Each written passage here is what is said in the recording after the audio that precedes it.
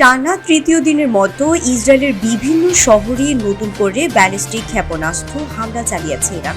গতকাল রবিবার 15 জুন স্থানীয় সময় সন্ধ্যায় এই হামলার বিষয়টি নিশ্চিত করেছে ইসরায়েলি প্রতিরক্ষা বাহিনী IDF। 1 ঘন্টার ব্যবধানে একাধিক ক্ষেপণাস্ত্র নিক্ষেপ করা হলেও বেশিরভাগই ভূপাতিত করা হয়েছে বলে দাবি করেছে IDF। সেনাবাহিনীর বিবৃতিতে বলা হয়, দেশটির আকাশ প্রতিরক্ষা ব্যবস্থা সফলভাবে ইরান থেকে ছোড়া অধিকাংশ ক্ষেপণাস্ত্র প্রতিহত করতে সক্ষম হয়েছে। এখন পর্যন্ত হতাহতের কোনো তথ্য পাওয়া যায়নি। পাশাপাশি জনগণকে হোম ফ্রন্ট কমান্ডের নির্দেশনা অনুসরণ করার পরামর্শ দেওয়া হয়েছে।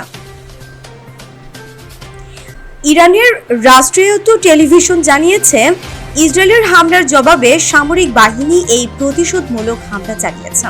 হামলার সময় ইসরায়েল জুড়ে সাইরেন বাজিয়ে বাসিন্দাদের সতর্ক করা হয় এবং সবাইকে নিরাপদ আশ্রয়ে যেতে বলা হয়। কিছু সময় পর পরিস্থিতি কিছুটা স্থিতিশীল হলে আশ্রয় থেকে বের হওয়ার অনুমতি দেওয়া হয়। সংঘাত আরও তীব্র হওয়ার আশঙ্কা দেখা দিচ্ছে।